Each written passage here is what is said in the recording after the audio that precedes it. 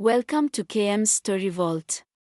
Karibu tena, the crazy story of Neleumrev aka Frank Murugi, Part 2.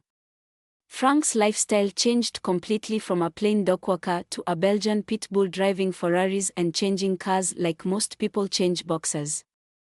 Any car he had dreamt of, he drove it. From Audis to AMGs to BMWs, his car collection looked like a high-end auto garage.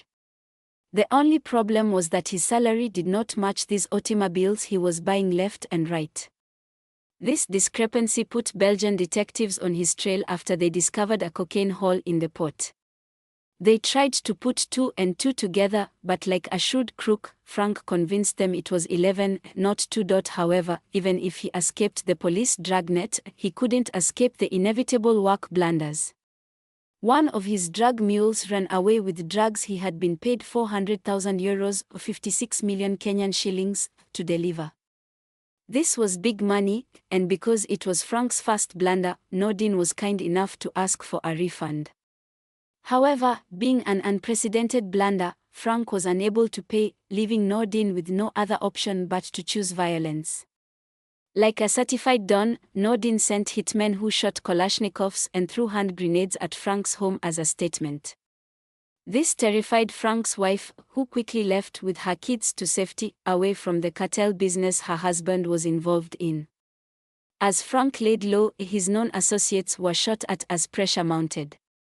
This left Frank with no option but to look for an escape route, which was exile until things cooled down. His choice of country was Kenya. Perhaps he fancied a vacation from his worries and had heard Nvari's song Pum Sigara, which spoke to Frank's soul, leading him through the gates of JKIA into the bright lights of Kenyan nightlife. Armed with cash like a Kenyan politician, he was sure to have a good time. No sooner had he settled in Kenya than he met a Gen Z beauty with a petite figure reminiscent of European models, named Murugi. She quickly made him understand why Mombasa is East Africa's best tourist destination by giving Frank that Mombasa love that makes it hard even for regular Kenyans to live once they experience it. It was like a Las Vegas experience, served anywhere and anytime, because he was the king and owned it. When he left for errands, he was reminded via texts of what awaited him back in his room. Real bad girl stuff that left the disadvantaged Frank, with a face only a mother could love, to splash his money in wooing Murugi into his lap. Like most Kenyan women, she fell for the old man head over heels since her problem was money and his problem was peace. She slowly brought peace into his life by calming his Herculean self into a caring soft teddy bear. For a moment, Frank forgot about the violence at home and was doing anti-American things, like shooting TikTok videos with Murugi like most Gen Z couples, much to the shock of Kenyans who wondered, who are these two wildcats?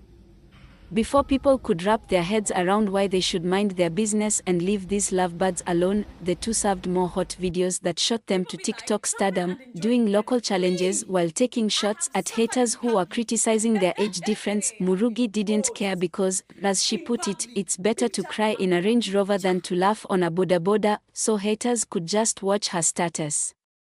She went on different dates with her new boo, who was going to change her life forever. She had reached a new level and was no longer in the class of her fellow boy-child age mates, whose broke selves she couldn't stomach. Just like Frank, who claimed to only have eyes for her, Murugi was now deeply in love with Frank. The only thing on her mind was a lifetime union, which Kenyans doubted, often telling her through comments that Frank would leave her like most Mzangas do. If not now, then soon, which she vehemently refused. She further cemented their union with a wedding and pregnancy that he gladly welcomed. Frank was now free in peace to enjoy his new life as a celebrity with a gorgeous babe by his side, having avoided the cops and his enemy Nordin. It was every drug dealer's dream to enjoy their loot away from the opposition. So Frank made sure he lived every part of it, not knowing that no matter how slow the law is, it would soon catch up to him. Something he understood best on February 16, 2022, when the Belgian cops, closing in on the cocaine deals at Antwerp, came knocking on his door in conjunction with Kenyan sleuths about his 2015 deals.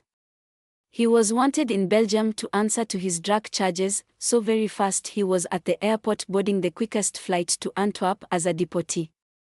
It was a nightmare come true, leaving his Kenyan babe alone as he faced his problems in Belgium, where he faced 9 years in prison gladly. One thing Murugi could say is that Frank changed her life despite solving his issues and marrying another girl who looked similar to Murugi, leaving their fans seeking justice for Murugi. It was a short-lived fairy tale.